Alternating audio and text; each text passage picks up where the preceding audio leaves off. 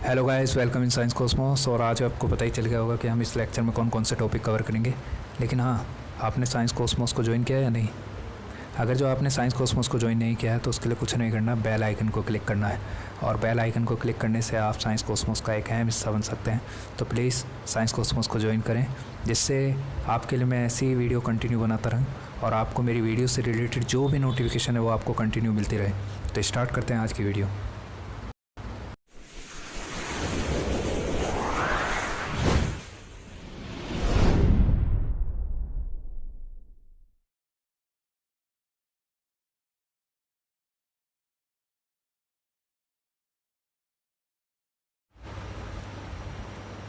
Now we will discuss about seed formation. तो जैसा कि आपको पता है कि सीड फॉर्मेशन या फिर फ्रूट फॉर्मेशन दोनों का ही होना फर्टिलाइजेशन पे डिपेंड करता है, क्योंकि फर्टिलाइजेशन एक स्टिमुलस की तरह काम कर रहा है, एक ट्रिगर प्रोसेस की तरह काम कर रहा है। क्योंकि विदाउट फर्टिलाइजेशन फ्लोवर रह जाता, ना ही वो कभी सीड बन पाता, ना ही वो फ्रूट बन पाता। तो फ्लोवर का मॉडिफाइड होना सीड और फ्रूट में फर्टिलाइजेशन के अहम भूमिका को दर्शाता है। तो आपको याद रखना है कि जब हम डबल फर्टिलाइजेशन स्टडी करा था तो डबल फर्टिलाइजेशन के दौरान, डीएफ मीन डबल फर्टिलाइजेशन के दौरान आपने एक तो सिनगैमी स्टडी करा था और एक ट्रिपल फ्यूज़न स्टडी करा था। तो सिनगैमी और ट्रिपल फ्यूज़न, सिनगैमी क्या था जिसको हम ओरिजिनल फर्टिलाइजेशन कहते हैं, that is your generative fertilization. जिस दौरान आपको पता है कि जायगोट की फॉर्मेशन हुई थी। जब एक फर्टिलाइज एग फर्स्ट गैमेट से फ्यूज़ हुआ तो एज ए रिज़ल्ट जायगोट बना। ये जायगोट आगे जाके एम्ब्रियो की फॉर्मेशन करता है। सिमिलरली ट्रिपल फ्यूज़न के दौरान पैन की फॉर्मेशन हुई। PEN containing cell is known as PEC, primary endosperm cell, which further differentiate and form endosperm, and that is the most important tissue for developing embryo. क्योंकि ये जो endosperm है इसका बनना बहुत ज़रूरी था, क्योंकि जैसा मैंने आपको बताया कि एक्चुअल में embryo has no capability to survive without nutrition. तो डेट्स वाई उसे ये जो डबल फर्टिलाइजेशन है इसका मोस्ट इंपॉर्टेंट सिग्निफिकेंस है। तो डेट्स वाई आपको याद रखना है कि एंडोस्पर्म क्या करता है, फिर न्यूट्रिशन देता है किसको, जायगोट को, by the help of A special type of structure that is endosperm होस्टोरिया। क्योंकि एंडोस्पर्म पे अपना खुद का न्यूट्रिशन नहीं होता, ये न्यूट्रिशन लेने के लिए किसका यूटिलाइज करता है, होस्टोरिया की हेल्प से ये इंटीग्यूमेंट और न्यूसिलस से न्यूट्रिशन एब्जॉर्ब करके एम्ब्रियो को देता है, जिससे एम्ब्रियो जो है वो डेवलप होना स्टार्ट कर देता है। तो डेट्स वाई आपको याद रखना है कि अब होस्टोरिया जाता कहाँ है। तो आपको याद होगा दैट इज़ योर, ये यहाँ पर मान लीजिए ये होस्टोरिया मान लीजिए आप, और ये इसके ऊपर ये जो स्ट्रक्चर आप देख रहे हैं ये एंडोस्पर्म है, ये एम्ब्रियो है, और ये क्या है, एंडोस्पर्म, और ये है होस्टोरिया। अब ये होस्टोरिया आपको पता है एक तो इंटीग्यूमेंट्स और एक चाला जा एंड पर जो न्यूसिलस, ये न्यूसिलस और ये जो इंटीग्यूमेंट है यहाँ से यहाँ पर एम्बेडेड होके यहाँ पर भी ये एम्बेडेड हो सकता है। तो यहाँ से एम्बेडेड होकर न्यूट्रिशन देता है। अब आपको याद रखना है कि इसके बिहाफ पे on the basis of presence of endosperm जो सीड्स हैं उन्हें दो कैटेगरी में डिवाइड किया गया था। फर्स्ट कैटेगरी थी नॉन एल्बुमिनस या फिर नॉन एंडोस्पर्मिक सीड, ऐसे सीड जिनके पास क्या नहीं होता है, एंडोस्पर्म नहीं होता, या एंडोस्पर्म पूरी तरह से कंज्यूम हो जाता है कब, जब एम्ब्रियोनिक डेवलपमेंट हो रही होती है। तो ऐसे सीड्स को हम इस कैटेगरी में डाल देते हैं। इसी तरीके से एक थे एल्बुमिनस सीड्स जिनको हम एंडोस्पर्मिक सीड्स कहते हैं, क्योंकि ऐसे सीड्स के अंदर जो एंडोस्पर्म है वो टोटली कंज्यूम नहीं होता, वो वहाँ पर बचा रह जाता है, और ऐसे सीड्स को हम इस कैटेगरी में डाल देते हैं। तो इनके बारे में हम ऑलरेडी डिस्कस कर चुके हैं। अगर जो आपने वो लेक्चर अटैम्प्ट नहीं किया है तो उसका लिंक जो है वो मैंने डिस्क्रिप्शन में दे रखा है, और आप वहाँ पर जाकर उसे अटैम्प्ट कर सकते हैं। अब हम बात करते हैं पेरिस्पर्म की। एक शब्द आएगा perisperm. What is perisperm? This is the another category of seed, perispermic seed. ध्यान रखना है पेरिस्पर्म एक्चुअल में रिप्रेजेंट करता है न्यूसिलस को। जैसा कि आपको पता है कि न्यूसिलस में भी न्यूट्रिशन था, और उसको होस्टोरिया एब्जॉर्ब करता है। लेकिन कई बार ऐसा होता है कि न्यूसिलस बचा रह जाता है सीड के अंदर, तो उस केस में हम उस सीड को पेरिस्पर्मिक सीड कहते हैं, और बचे हुए न्यूसिलस को जो सीड के अंदर बचा रह गया उस न्यूसिलस को हम पेरिस्पर्म कहते हैं। तो दैट्स व्हाई आपको याद रखना है कि पेरिस्पर्मिक सीड्स क्या होते हैं, वो सीड्स होते हैं जिनके अंदर पेरिस्पर्म बचा रह जाता है, और उस पेरिस्पर्म क्या है, न्यूसिलस। जो बचा हुआ न्यूसिलस है उसी को हम क्या कहते हैं, पेरिस्पर्म कहते हैं। नेक्स्ट, जैसा कि आपको पता है कि जो ओव्यूल है that is develop into seed, तो ओव्यूल की कुछ स्ट्रक्चर ऐसी हैं जो आज भी सीड के अंदर बची हुई हैं, परसिस्ट हैं। और वो स्ट्रक्चर्स क्या हैं, जैसे जो इंटीग्यूमेंट्स आपने ओव्यूल के केस में देखे हैं वो एक्चुअल में डिफ्रेंशिएट होके सीड कोट बनाते हैं। क्या बनाते हैं, सीड कोट। तो ये जो सीड कोट है आपको याद रखना है बेटा कि ये डबल लेयर होता है, जिसमें जो आउटर सीड कोट होता है, आउटर सीड कोट, उसको हम क्या कहते हैं, टेस्टा कहते हैं। और जो इनर सीड कोट होता है, inner seed coat, ISC means inner seed coat, उसको हम टैगमन कहते हैं। और ये रेस्पेक्टिव इंटीग्यूमेंट से डेवलप होते हैं। रेस्पेक्टिव इंटीग्यूमेंट्स मीन्स जो इनर इंटीग्यूमेंट है वो टैगमन बनाता है या इनर सीड कोट बनाता है, और जो आउटर इंटीग्यूमेंट है वो आउटर सीड कोट या फिर टेस्टा बनाएगा। So I hope you will understand about the modification of integument into seed coat of seed. Now next term है डेट इज़ डोरमेंसी। आपको याद रखना है कि एक शब्द आएगा डोरमेंसी। व्हाट इज़ डोरमेंसी, बहुत इंपॉर्टेंट टर्म है और आपको थोड़ा सा इसके लिए समझना है। आपको एक एप्पल बनाना है मैंगो सीड का। मैंगो सीड से आप सब अवेयर हैं, एक डोमेस्टिक सीड है जिसको आप ड्यूरिंग समर सीज़न जर्मिनेट होते हुए देखते हैं। लेकिन राइट नाउ अभी आपको देखे जाएंगे, लेकिन सवाल उठता है कि विंटर सीज़न के दौरान क्या होता है। विंटर सीज़न के दौरान जो मैंगो सीड्स होते हैं वो जर्मिनेट नहीं होते। उसके पीछे रीज़न है, क्योंकि वहाँ पर जो एम्ब्रियो है वो एक स्टेज में चला जाता है जिसको हम डोरमेंसी स्टेज कहते हैं, और सीड को कहते हैं डोरमेंट। ऐसा क्यों? दरअसल आपको पता होगा कि एक्चुअल में जो सीड्स होते हैं उन पे भी रिसेप्टर प्रेजेंट होते हैं जो उनके एनवायरमेंटल कंडीशन को डिटेक्ट करते हैं कि जो एनवायरमेंटल कंडीशन है वो फेवरेबल है या अनफेवरेबल है। ऐसे ही सीड्स के लिए, जैसे मैंगो सीड्स के लिए जो समर सीज़न है वो फेवरेबल है, तो वहाँ पर वो जर्मिनेट हो सकते हैं। लेकिन विंटर सीज़न के दौरान अगर जो सीड जर्मिनेट होते हैं तो as a result seed becomes degenerate और बेबी की वहीं डेथ हो जाएगी, बेबी प्लांट की। तो डेट्स वाई विंटर सीज़न के दौरान वो एक स्टेज में रहते हैं जिसको हम कहते हैं डोरमेंसी। इस दौरान सीड मेटाबॉलिकली एक्टिव होता है, लेकिन वहाँ पर जो मेटाबॉलिज्म का रेट होता है वो स्लो हो जाता है, जिससे वो जो न्यूट्रिशन है वो धीरे धीरे कंज्यूम करता है, जिससे पूरा सीज़न निकल जाए। और जैसे ही फेवरेबल सीज़न आए, डेट इज़ समर, अगला जो नेक्स्ट समर आएगा उसमें जो सीड्स वहाँ पर डेवलप नहीं हुए थे समर सीज़न के दौरान, तो वो नेक्स्ट समर सीज़न में डेवलप हो जाए। और ये एक हार्मोनल कंट्रोल है, मीन्स डोरमेंसी का टूटना और डोरमेंसी में रहना, या डोरमेंसी से बाहर निकलना है, डोरमेंसी के अंदर रहना, ये डिपेंड करता है हार्मोन्स पर। और वो हार्मोन्स कौन है? जिब्रेलिन और cytokinin, which is produced by endosperm. So I hope you will understand about dormancy. तो now we will discuss seed formation. अब हम एक बार नोट्स पर नज़र डाल लेते हैं। जैसे सीड फॉर्मेशन क्या है? Seed as well as fruit formation stimulated by the act of fertilization. अगर जो फर्टिलाइजेशन नहीं होगा तो सीड और फ्रूट कभी नहीं बनेंगे। तो that's why fertilization act as a stimulus. In angiosperms double fertilization produce two structure, जैसा मैंने आपको बताया, एक डिप्लॉइड जायगोट जिसको हम इन अदर टर्म्स oospores भी कहते हैं, और एक triploid PC primary endosperm cell. तो आपको याद रखना है primary endosperm give rise to nutritive tissue called endosperm. That's why जो डबल फर्टिलाइजेशन है ये उसका सिग्निफिकेंस है, क्योंकि वहाँ पर एक एडिशनल न्यूट्रिटिव टिश्यू की ज़रूरत होती है। Now zygote forms the embryo. Types of seed on the basis of endosperm persist या टोटली कंज्यूम मीन्स एब्सेंस, वो ऑलरेडी मैं आपको बता चुका हूँ। Perisperms in some seeds remains of nucleus persist. Nucellus, आपको याद रखना है न्यूसिलस जिन सीड्स के अंदर बचा रह जाता है उनको हम पेरिस्पर्मिक सीड्स कहते हैं, और न्यूसिलस को क्या कहते हैं? पेरिस्पर्म। एग्जाम्पल के तौर पे black pepper seeds. Structure of seed, integuments of ovule get transform into seed coats, means outer integument differentiated into testa and inner integument differentiated into tegmen. Now dormancy, the embryo persist in state of inactivity in dry seeds during unfavourable condition. ध्यान रखना है unfavourable condition के दौरान जब embryo एक inactive stage में चला जाता है तो उस स्टेज को हम क्या कहते हैं, डोरमेंसी कहते हैं. So I hope you will understand about seed formation. Now we will discuss last term of seed, that is micropyle.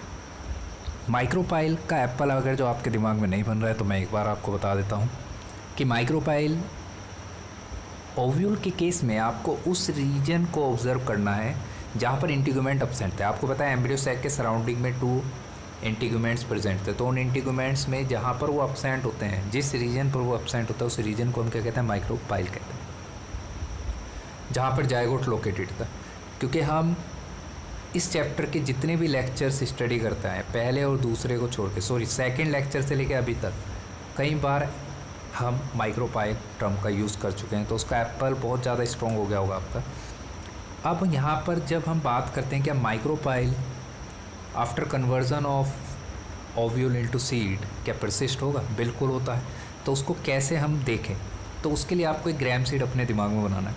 उसका एप्पल बनाइए ग्रैम सीड का. तो जब आप ग्रैम सीड का एप्पल बनाएंगे तो आपके दिमाग में कुछ ऐसी स्ट्रक्चर हल्की हल्की बन रही हो, कुछ ऐसा बन रहा हो, जिसमें आपको याद रखना है कि एक्चुअल में आपको याद रखना है कि जो हमारे सीड्स होते हैं, ग्रैम सीड्स होते हैं, उनमें 2 सीड लीव्स होती हैं जिनको हम कोटिलीडोन कहते हैं. दैट्स वाई ये डाइकोट होता है. तो उसमें जो ये बीक लाइक स्ट्रक्चर है, जैसे ये जो चोंच नुमा संरचना आप इसमें देख रहे हैं, इसके जस्ट सेंटर पे आपको एक छोटा सा पोर दिखेगा. इस पोर को हम कहते हैं माइक्रोपाइल. और उसके सराउंडिंग में जो ये बीक लाइक स्ट्रक्चर आप देख रहे हैं, इसको कहते हैं हाइलम. क्या कहते हैं, हाइलम. तो आपको याद रखना है कि जो माइक्रोपाइल है ये वही माइक्रोपाइल था जब ये सीड फ्लावर के अंदर था. तो उस दौरान ये किस फॉर्म में था, ओव्यूल की फॉर्म में था. तो उस दौरान ये माइक्रोपाइल वहाँ पर जब दिखता है जब इंटीगुमेंट्स एब्सेंट. ऑब्वियसली यहाँ पर इंटीगुमेंट एब्सेंट है. टेस्टा और टैगमन देखो यहाँ पर एब्सेंट है. तो डेट्स वाई टेस्टा और टैगमन जब यहाँ एब्सेंट होंगे तो इसी रीजन को हम क्या कहते हैं, माइक्रोपाइल कहते हैं. अंडरस्टैंड, क्योंकि इंटीगुमेंट्स वहाँ पर एब्सेंट होते हैं. So I hope you will understand about micropyle and hilum. अब नाउ एक्चुअल में जैसा आपको पता है कि जो हमारा बेबी प्लांट है डेट इज सीड, तो सीड के अंदर ये कैपेबिलिटी नहीं कि वो अपने सराउंडिंग से गैसेस मीन्स ऑक्सीजन या फिर वाटर या मिनरल्स को एब्जॉर्ब कर ले. तो डेट्स वाई उनको एब्जॉर्ब करने की जगह जो माइक्रोपाइल होता है ये हेल्प करता है. क्योंकि ऑक्सीजन हो या फिर वाटर हो या फिर मिनरल्स हो, कोई भी चीज़ अगर जो सीड एब्जॉर्ब करता है तो वो किसके थ्रू करता है, वाया माइक्रोपाइल करता है. तो माइक्रोपाइल एक ऐसी स्ट्रक्चर है जिसके थ्रू ऑक्सीजन, वाटर, मिनरल्स, जो भी उसके सराउंडिंग में न्यूट्रिएंट है वो सारा किसके थ्रू जाता है, माइक्रोपाइल के थ्रू जाता है. So I hope you will understand about micropyle. तो एक बार नोट्स को देख लेते हैं. माइक्रोपाइल जैसा मैंने आपको बताया, ovule micropyle change in the micropyle of seed through which oxygen and water enter the seed at the time of germination. क्योंकि जर्मिनेशन के लिए ऑब्वियसली ऑक्सीजन, वाटर और न्यूट्रिएंट्स की बहुत ज़्यादा आवश्यकता होती है, नीड होती है. तो डेट्स वाई उस नीड को कंप्लीट करने के लिए वहाँ पर माइक्रोपाइल एक अहम भूमिका निभाता है. Understand, good.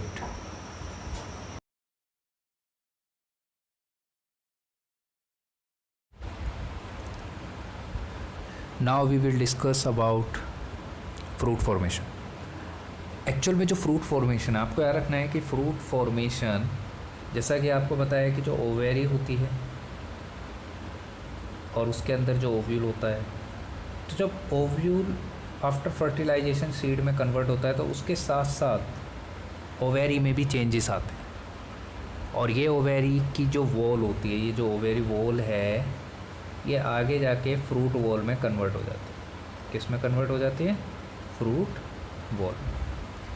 अब ये जो फ्रूट वॉल है इसको पेरिकार्प कहा जाता है. आपको याद रखना है कि इसको क्या कहा जाता है, पेरिकार्प कहा जाता है, जिसको हमने 3 पार्ट में डिवाइड किया है. Pericarp further divided into 3 parts, exo, mesocarp and endocarp. आपको याद रखना है कि एक्सो, मीजो और endocarp, these 3 different layers of pericarp. Pericarp जो ओवेरी वॉल है उसको हमने 3 पार्ट में डिवाइड किया है, एक्सो, मीजो एंड एंडोकार्प. तो एक्चुअल में आपको याद रखना है कि जो फ्रूट है, जब हम फ्रूट को देखते हैं तो फ्रूट के स्ट्रक्चर्स में सीड है और सीड के सराउंडिंग में जो भी पार्ट है डेट इज़ वो ओवेरी वॉल भी हो सकती है, मीन्स पेरिकार्प भी हो सकती है, या वी कैन से उसके सराउंडिंग में कुछ अदर पार्ट्स ऑफ फ्लोवर आप देख सकते हैं. मतलब कहने का है कि जब हम टाइप्स ऑफ फ्रूट्स की बात करते हैं तो टाइप्स ऑफ फ्रूट में आपको याद रखना है कि एक्चुअल में टाइप्स ऑफ फ्रूट के दौरान 3 तरह की कैटेगरी आपको देखनी है। फ्रूट्स की 3 कैटेगरी होती हैं, जिसमें पहली कैटेगरी है फॉल्स फ्रूट, सेकंड है true fruits and third one is your parthenocarpic fruit. तो जो पहली कैटेगरी है फॉल्स फ्रूट, किन फ्रूट्स को हम फॉल्स कहते हैं, उसमें सबसे बढ़िया एप्पल आप अगर जो बनाना चाहते हैं, जैसे मैंने आपको बताया कि फ्रूट की 3 कैटेगरी है। पहली कैटेगरी है फॉल्स फ्रूट, सेकंड कैटेगरी क्या है true fruits and third category is parthenocarpic. तो F stands for false fruit, T stands for true and P stands for parthenocarpic. तो आपको याद रखना है कि सबसे पहले हम फॉल्स की बात करते हैं। बड़ा सिंपल है, क्योंकि एप्पल मोस्टली स्टूडेंट्स ने देखा है। तो जब आप एप्पल की स्ट्रक्चर देखते हैं तो कुछ ऐसा एप्पल आपके दिमाग में बन रहा होगा बड़े आराम से। तो ये आपको स्ट्रक्चर आपको दिख रही होगी, ये पेडेंसल होता है। क्या होता है? पेडेंसल मीन्स ये वो स्टाक है जो फ्लावर से जुड़ा होता है। फ्लावर की जो डंडी होती है जो पेड़ से जुड़ी होती है, मतलब टहनी से जुड़ी होती है, उसको हम पेडेंसल्स कहते हैं। तो ये डंडी दिख रही है। इसके बाद ये जो स्वेलअप पार्ट आप देख रहे हैं, main part of the Apple, date is your thalamus. इसको हम क्या कहते हैं? थैलेमस। ठीक है, ये पेडेंसल है, ये थैलेमस हो गया। और यहाँ पर ये जो नीचे की तरफ अंदर की तरफ एक ग्रूव आपको दिखेगा, तो इस ग्रुप में कई सारे हेयर लाइक प्रोजेक्शंस आपको दिखेंगे। एक्चुअल में आपको याद रखना है पिस्टिलो स्टेमन्स होते हैं। पिस्टिलो स्टेमन, जो डीजेनरेट पिस्टिलो स्टेमन्स होते हैं वो आप यहाँ पे देखिए। तो जब हमने पेडेंसल, थैलेमस देख लिया, पिस्टिल एंड स्टेमन देख लिया, लेकिन फिर ओवेरी वॉल कहाँ गई? मीन्स ओवेरी क्या इसके अंदर नहीं दिखती? दिखती है। यही चीज़ आपको याद रखना है कि फॉल्स फ्रूट में ओवेरी के साथ साथ जो अदर पार्ट्स हैं फ्लावर के, वो भी डेवलप हो जाते हैं फ्रूट में, आप उन्हें देख सकते हैं। तो डेट्स वाई ओवेरी वॉल कहाँ दिखेगी? इसके सेंटर पर। आप इस जगह से अवेयर होंगे जहाँ पर सीड लोकेटेड होता है। तो ये वाली जो जगह होती है ये रिप्रेजेंट करती है किसको? ओवेरी को। तो डेट्स वाई आपको याद रखना है इसमें पेरिकार्प भी बड़ा शॉर्ट होता है। ठीक है, तो ओवेरी कहाँ दिखेगी आपको? इसके अंदर दिखेगी। तो डेट्स वाई थैलेमस, पेडेंसल। तो ऐसे फ्रूट्स जिसमें ओवेरी के साथ अदर पार्ट्स भी डेवलप होते हैं फ्लावर के, तो उनको हम फॉल्स फ्रूट की कैटेगरी में डाल देते हैं। जबकि ट्रू फ्रूट्स वो फ्रूट्स होते हैं जिनके अंदर सिर्फ ओवेरी ही डेवलप होती है और other parts will be degenerate, even thalamus. तो ऐसे फ्रूट्स को हम किस कैटेगरी में डाल देते हैं? ट्रू फ्रूट्स की कैटेगरी में डाल देते हैं। जैसे एग्जांपल के तौर पे मैंगो। तो मैंगो से आप अवेयर हैं, मैंगो का जितना भी पार्ट आप देखते हैं that is your ovary wall except seed, seed को छोड़ के। और उसमें पेरिकार्प 3 पार्ट में आप क्लियरली विजुलाइज कर सकते हैं, endo, exo and mesocarp. So now next category is parthenocarpic fruit. What will you say parthenocarpic fruit? ये स्पेशल टाइप की कैटेगरी है, क्योंकि ये कैटेगरी फ्लावर के पार्ट के बिहाफ पे नहीं है कि फ्लावर का पार्ट उससे एसोसिएट है या नहीं, मीन्स ओवेरी फुल्ली डेवलप हुई है, अदर पार्ट्स भी डेवलप हुए हैं। ये डिपेंड करता है फर्टिलाइजेशन। किस पर डिपेंड करता है? फर्टिलाइजेशन। मतलब जब कोई फ्रूट डेवलप होता है विदाउट फर्टिलाइजेशन, तो ऐसे फ्रूट्स को हम पार्थिनोकार्पिक कैटेगरी में डाल देते हैं। मतलब ऐसे फ्रूट्स क्या कहलाते हैं? पार्थिनोकार्पिक फ्रूट कहलाते हैं, जिनकी फॉर्मेशन विदाउट फर्टिलाइजेशन होती है। और ओबियसली जब ये विदाउट फर्टिलाइज होते हैं तो इनके एक और पहचान है कि सीड लेस होते हैं। तो जितने भी फ्रूट सीड लेस होते हैं दे formed by the help of parthenogenesis, एक ऐसा प्रोसेस जिसमें विदाउट फर्टिलाइजेशन हम artificially by the help of hormones, ठीक है, by the help of hormones हम पार्थिनोकार्पिक फ्रूट्स को जनरेट कर सकते हैं। अंडरस्टैंड? That's why. तो आपको याद रखना है, इसका एग्जांपल आपको याद रखना है बनाना, और बनाना आपके दिमाग में बनी गया होगा। तो एक बार नोट्स पर नज़र डाल लेते हैं। तो सबसे पहले जैसा कि मैंने आपको बताया कि fruit formation differentiated form of ovary, ठीक है। पेरिकार्प या फ्रूट वॉल क्या होता है? ये एक टर्म पेरिकार्प और फ्रूट वॉल आपको याद रखना है कि a ovary wall which is stimulated with the development of the seed to form the fruit wall. Obviously जब सीड में चेंज आएगा आफ्टर फर्टिलाइजेशन तो ओवेरी वॉल में भी चेंज आएगा, तो दोनों एक साथ डिफरेंशिएट होते हैं। जहाँ पर सीड क्या बन रहा होता है, सॉरी ओव्यूल सीड बन रहा होता है, तो उसी तरीके से जो ओवेरी वॉल है वो क्या बन रही होती है? पेरिकार्प या fruit wall. Now types of fruits, 3 types on the basis of floral parts differentiate into fruits. जो फ्लोरल पार्ट्स होते हैं जैसे थैलमस हो गया या ओवेरी हो गई, तो वो डिफरेंशिएट होके फ्रूट बनेंगे प्रॉपर वे में या नहीं, तो उसके बिहाफ पर जैसे। और एक टाइप ऐसा है जो फर्टिलाइजेशन प्रोसेस पर डिपेंड करता है। तो पहले हम फ्रूट्स की इन कैटेगरीज़ की बात करते हैं जो टोटली फ्लोरल पार्ट्स पर डिपेंड करते हैं। उसमें पहला है false fruit. In some cases, thalamus and other parts also show proliferation along with the development of the ovary. जैसा एप्पल के केस में कि सिर्फ ओवेरी नहीं, other parts of the flower also persist in fruit, means they develop along with ovary wall. तो that's Y इनको हम false fruit की कैटेगरी में डालते हैं. जैसे cashew, strawberry also known as false fruit. Now true fruits, the fruits in which no part of the flower develop along with ovary. Example, mango. Understand? Grapes also involve in true fruits, क्योंकि उसमें भी pure ovary आप देख सकते हैं. Now parthenocarpic fruits also called seedless fruit because इनमें seeds absent होता है. That's why हम इनको seedless fruits भी कहते हैं. और ये डेवलप होते हैं विदाउट फर्टिलाइजेशन, और इनको हम आर्टिफिशियली भी डेवलप कर सकते हैं by using hormones such as ethylene. ठीक है, तो इनके रेशो को चेंज करके जब हम फ्रूट्स को डेवलप कर सकते हैं. Okay, example banana. So I hope you will understand this lecture very well about the seed formation and fruit formation. और अगर जो आपको वीडियो अच्छी लगी हो तो कमेंट करके बताइए, और आपको वीडियो में कौन सा सेक्शन ज़्यादा अच्छी तरह समझ आया है तो ये भी आप कमेंट करके मुझे बता सकते हैं. और अगर जो आप यूट्यूब इस चैनल पर नए हैं, साइंस कॉस्मोस में नए आए हैं, तो प्लीज़ साइंस कॉस्मोस को ज्वाइन करना ना भूलें. उसके लिए सब्सक्राइब करना है आपको चैनल को, और शेयर ज़्यादा से ज़्यादा करें अगर जो आपको वीडियो अच्छा लगा हो. Okay, so thank you so much for watching this video.